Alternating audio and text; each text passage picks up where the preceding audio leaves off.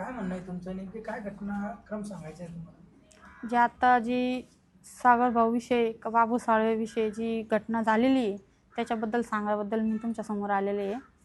मला म्हणतो 21 तारखेला मला कॉल आला. आमचे पहिले भांडणं घरचे इश्यू झाले थोडेसे, बाबू साळवेचे माझे ते मिटले होते. पण जे आता हे मध्ये वातावरण श्रीरामपूरचं झालं तर मला पक्का चित्तेचा रवी पाटलाचा फोन आला मला व्हॉट्सअप कॉल का आम्ही असा व्यक्ती बोलतोय म्हणे. म्हणलं तुम्ही कोण? तर म्हणे त्यांनी नाव वगैरे सांगितलं मला. म्हणे ताई तू घाबरू नको म्हणे, आमच्याशी मोकळं बोल म्हणे. म्हणलं बोला. तर मग मी त्यांच्याशी बोलले. ते म्हणले काय पाय आता असं प्रकरण श्रीरामपूरचं घडतंय म्हणे, तुझे पण पहिले भांडणं झालेले, तुझ्या मागं 2 लेकरं आहे, तुझा डिवोर्स झालेला आहे, तुझ्या मागं कोण नाही आहे. नंतर हे तुला टेन्शन होईल, तुला भीती होईल, तू फक्त एवढं एक फिर्याद एवढं कर म्हणे का हे आमच्यापर्यंत आले नाही पाहिजे हो बाबू साळवेन ते. म्हणलं हो मग मी श्रीरामपूरला जाते म्हणलं. त्यांना एवढं सांगितलं. ते म्हणे श्रीरामपूरला नाही घेणार म्हणे, तू शिर्डीला जाय, आम्ही शिर्डीला सगळं सांगून ठेवले. म्हणलं का म्हणून? तर नाही म्हणे आम्ही तुझ्या चांगल्यासाठी सांगतोय म्हणे, आम्ही तुझ्या संग आहे म्हणे, तू घाबरू बिगरू काही नको म्हणे, तू शिर्डीला जाय. मग मी शिर्डीला गेले. ते साहेब होते तिथं DSP. त्यांनी मग सांगितलं मला भारती साहेबांनी म्हणे काय आहे. मग मी त्यांना फिर्याद सांगितली की म्हणलं असं आहे, फक्त त्यांना वॉर्निंग द्या म्हणलं बाबू साळव्याला का मला काही तकलीफ झाली नाही पाहिजे आणि काहीच नाही म्हणलं, माझी काही दुसरी फिर्याद नाही म्हणलं. म्हणे ओ चालन म्हणे, ओके आम्ही हीच फिर्याद हे करू म्हणे, आम्ही त्याला वॉर्निंग देऊ म्हणे. म्हणलं चालन. मग त्यांनी अंगठा वगैरे घेतला माझा तिथं. मग मी त्यांना सांगितलं म्हणलं याच्यात काय काय लिहिलेलं आहे. तर ते म्हणे तुला वाचता? म्हणलं नाही मला वाचता नाही येत. म्हणते आमच्यावर भरोसा ठेव म्हणे, तू काही टेन्शन घेऊ नको म्हणे, तू जाय म्हणे, आम्ही आमच्या हिशोबाने करतो म्हणे. म्हणलं हो चालन. मग मी तिथून 2 वाजता घरी आले. मग मला 22 तारखेला तरी 3च्या 4च्या दरम्यान मी न्यूज पाहिली इंस्टाग्रामला. मी त्या दिवशी काही नाही बोलले. मग मी 23 तारखेला तिथं त्यांच्यापाशी गेले शिर्डीला.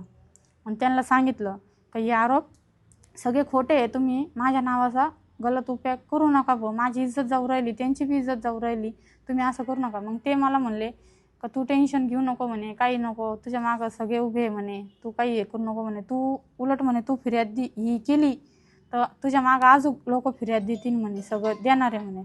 म्हणलं पण माझी फिर्याद आहेच नाही म्हणलं, माझ्या संग घडेल बी नाही म्हणलं, काहीच नाही. ते म्हणे नाही म्हणे तू आजच्या आज कोर्टात जाय श्रीरामपूरच्या आणि तू सांग म्हणे की माझ्या संग झालेले असं वगैरे, मेडिकल कर. म्हणलं नाही मी मेडिकल नाही करू शकत म्हणलं, माझ्या संग घडेलच नाही म्हणलं हे. मी त्यांना कधी पाहिलं बी नाही म्हणलं, पाहिलं पण म्हणलं इंटरनेटवर असं हे करताना न्यूजमध्ये पाहिलं म्हणलं, मी समोर कधी पाहिलं नाही. ते माझ्या संग कधी समोर बोलले नाही, मला कधी धमकी तर उशे पण ते कधी माझ्या संग बोलले बी नाही म्हणलं. राहिला बाबू साळवेचा विषय, त्यांचे आमच्या पहिल्यापासून घर संबंध होते, ते झालं आमचा फॅमिली इश्यू झाला थोडासा लग्नात, त्याच्यामुळे ते भांडणं मिटले होते, सगळं झालं. पण हे जे त्यांनी टाकले हे आरोप सगळे खोटे. बाबू साळवे कुठले राहणार आहे? श्रीरामपूरचेच. तुम्ही श्रीरामपूरचे. मग शिर्डीचा काय संबंध आला फिर्यादीचा? ते म्हणे इथं नाही घेणार म्हणे, तू शिर्डीला जाय म्हणे. तर ऍडिशनल बसतात, DYSPच्या वरची पोस्ट आहे.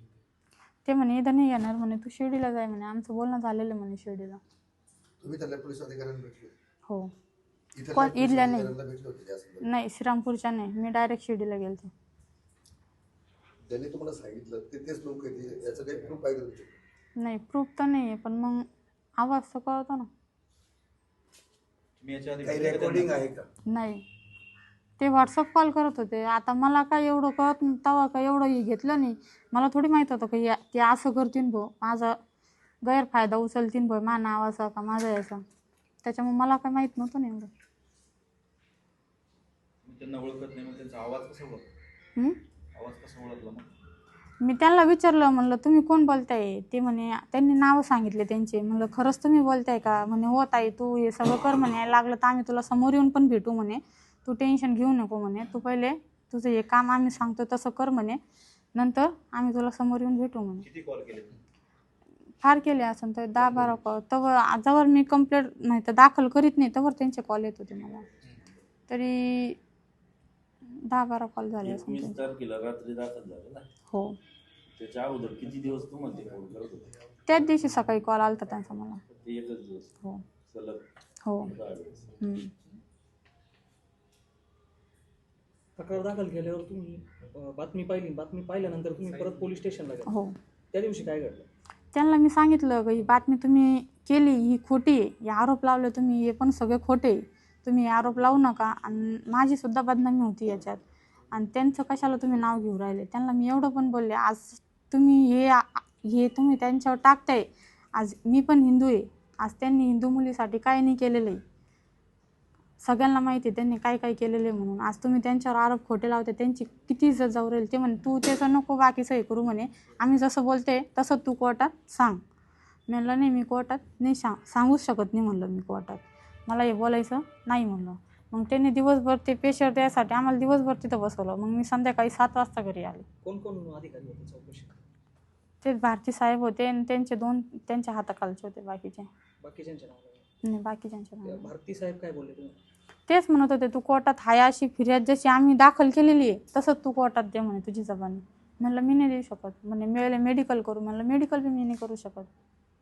मी काही माझ्या संग घडलं असतं म्हणलं तर गोष्ट वेगळी, पण माझ्या संग काही घडेलच नाही म्हणलं तर मी काहीच नाही करू शकत म्हणलं याच्यात. मला फिर्यादसुद्धा म्हणलं ही द्यायची नाही, तुम्ही परत घ्या म्हणून.